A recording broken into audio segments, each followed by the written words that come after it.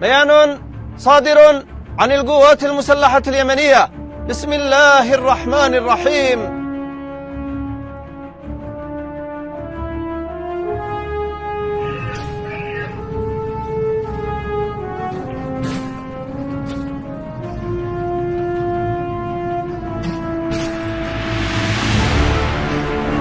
अस्सलाम वालेकुम दोस्तों, यमन ने इजराइल पर बैलिस्टिक मिसाइल दाग दी है। वहीं कुवैत एयरपोर्ट पर ड्रोन हमले से रडार सिस्टम तबाह हो गया है।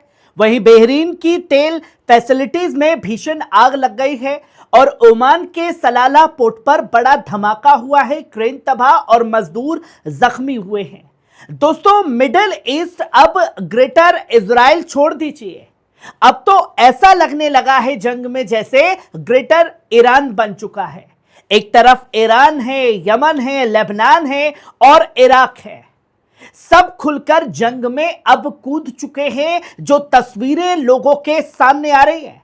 एक तरफ हुती अब मिसाइलें दाग रहे हैं, दूसरी तरफ हिजबुल्लाह भी लगातार हमले कर रहा है और अब खाड़ी के मुल्क भी इस आग की चपेट में आते दिखाई दे रहे हैं।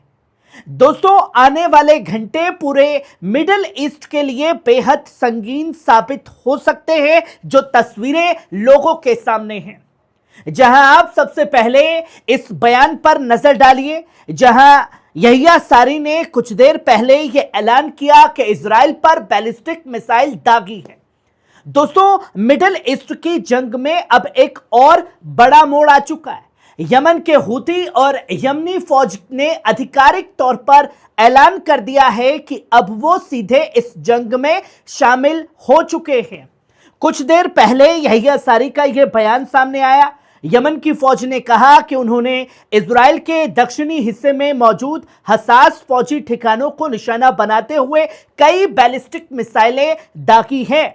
यमनी फौज का साफ तौर पर कहना है कि यह हमला सिर्फ एक शुरुआत है और यह उस ऐलान के बाद किया गया है जिसमें उन्होंने कहा था कि अगर ईरान, लेबनान, इराक और फलस्तीन पर हमले जारी रहे तो यमन सीधे जंग में उतर जाएगा और वो पल आ चुका है।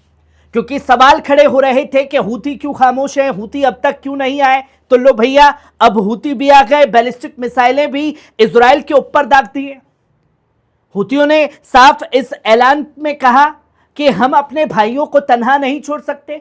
जो तबाही, कत्लेआम, इंफ्रास्ट्रक्चर को निशाना बनाया जा रहा है, उसके जवाब में अब यमन खामोश नहीं बैठेगा।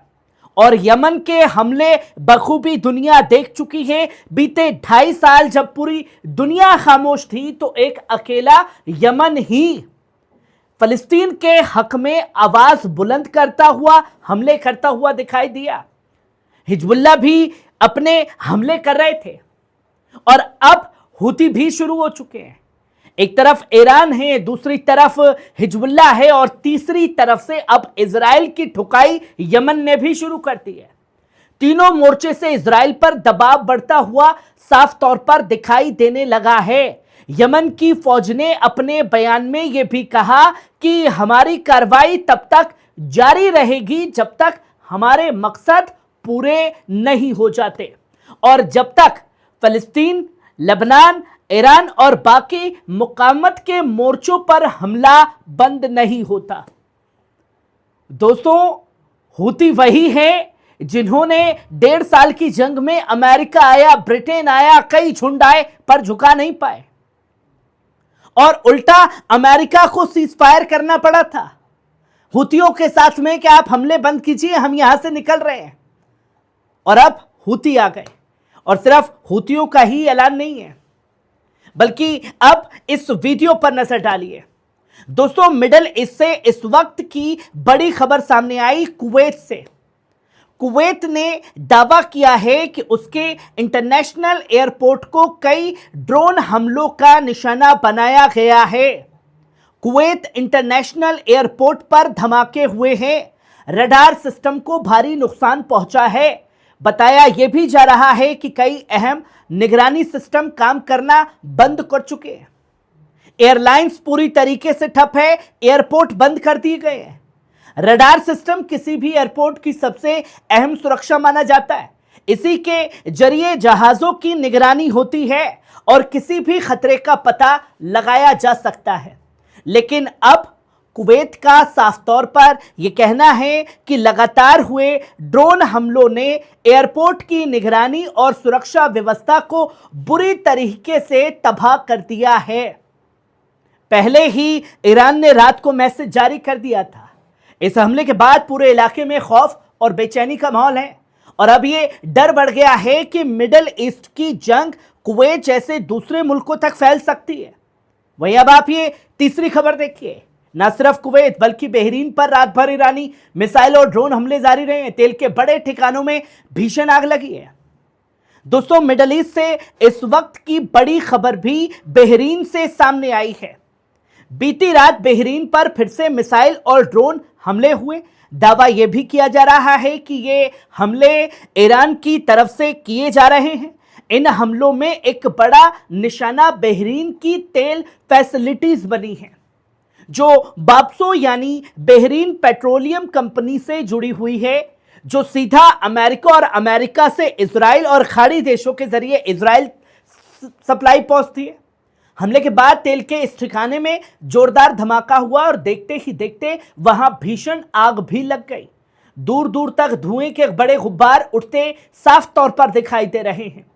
दोस्तों, तेल से जुड़ी जगह पर हमला होने के बाद अब पूरे इलाके में बेचैनी और ज्यादा बढ़ गई है, क्योंकि बहरीन खाड़ी का एक अहम मुल्क है और यहां तेल के ठिकानों पर हमला पूरी दुनिया के लिए बड़ा असर भी डाल सकता है। फिलहाल नुकसान का सही अंदाजा सामने नहीं आया है, लेकिन हालत बेहद संगीन बताए जा रहे हैं। वहीं आप ये चौथी खबर देखिए। ओमान के सलाला बंदरगाह पर फिर ड्रोन हमला, विदेशी मजदूर जख्मी, बड़ा क्रेन तबाह कर दिया गया है। दोस्तों, मिडिल ईस्ट से इस वक्त की बड़ी खबर ओमान से भी सामने आई है, जहां ओमान के सलाला पोर्ट पर एक बार फिर 2 ड्रोन हमले किए गए हैं। इन हमलों के बाद बंदरगाह के अंदर अफरा तफरी मच गई और वहां काम कर रहा एक विदेशी मजदूर बुरी तरीके से इस हमले में जख्मी हो गया। दोस्तों, रिपोर्ट के मुताबिक ड्रोन का एक हमला बंदरगाह के उस हिस्से पर हुआ जहां बड़ा क्रेन लगा हुआ था और धमाके के बाद वो क्रेन बुरी तरीके से तबाह हो चुका है। पोर्ट पर मौजूद लोगों ने यह बताया कि हमले के बाद एक जोरदार धमाका हुआ, जैसे पता नहीं कोई भारी चीज आकर के गिरी हो। धुआं उठा और पूरे इलाके में खौफ का माहौल देखते ही देखते पसर गया।